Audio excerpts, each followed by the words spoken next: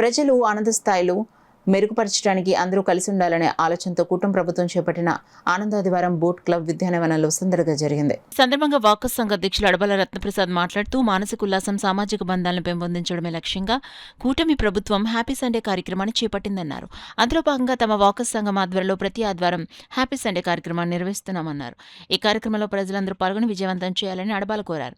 CH Narasimharao, T Meher ప్రసాదులు ప్రదర్శించిన హాస్యవల్లరి ఆహుతులను ఉత్సాహపరిచింది. అనంతరం సంగీత విభావన జరిగింది. గాయకులు వి ప్రభాకర్ రావు, జి శివకుమార్ ప్రభృతులు పాడిన పాటలు ప్రేక్షకులను అలరించాయి. ఈ కార్యక్రమంలో సంఘ కార్యదర్శి డాక్టర్ దాసరి శ్రీధర్, ప్రసాద్ నాయుడు, చింతపల్లి సుబ్బారావు, బుద్ధరాజు సత్యనారాయణరాజు, కె శ్రీరామరాజు తదితరులు పాల్గొన్నారు. సంతోషంగా, ఆనందంగా, ఒక ఆప్యాయతగా ఉండాలన్న భావంతో హ్యాపీ సండే అనే కార్యక్రమాన్ని ఏర్పాటు చేయడం జరిగింది. అందులో భాగంగా మనం ప్రతి ఆదివారం కూడా మన బోట్ క్లబ్ పార్కులో ఈ యొక్క హ్యాపీ సండే కార్యక్రమాన్ని నిర్వహిస్తూ వాస్తవంగా మీకు స్పీచ్ లాంటి బోర్ కొడుతూ ఉంటుంది. అంచేది మేము ఎక్కడికి స్పీచ్ పెట్టకుండా డైరెక్ట్గా సాంగ్స్ లేకపోతే హాస్యవల్లరి ఇటువంటి కార్యక్రమాలని ఏర్పాటు చేయడం జరిగింది. అందులో ముఖ్యంగా మనకి ఈ వేళ నుంచి 21 వరకు కూడా యోగాపై అవగాహన కోసం మరి రాష్ట్ర ప్రభుత్వం, అదే మన చంద్రబాబు నాయుడు, మన ప్రధానమంత్రి మోడీ గారు వీరందరూ కూడా ప్రత్యేక శ్రద్ధ చూపి ప్రజలందరూ కూడా ఆరోగ్యంగా ఉండాలంటే యోగా చేయాలి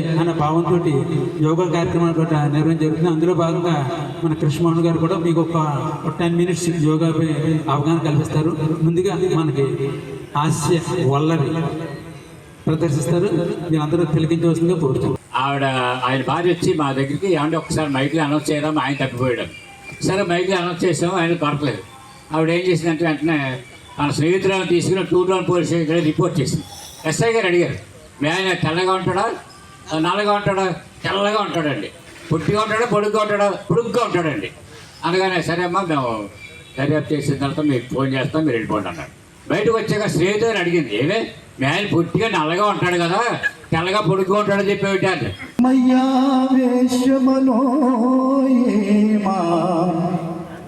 నిత్యయుక్తావుపాసతే శ్రద్ధయా పరయోపేత తీమీయుక్తమామతాః.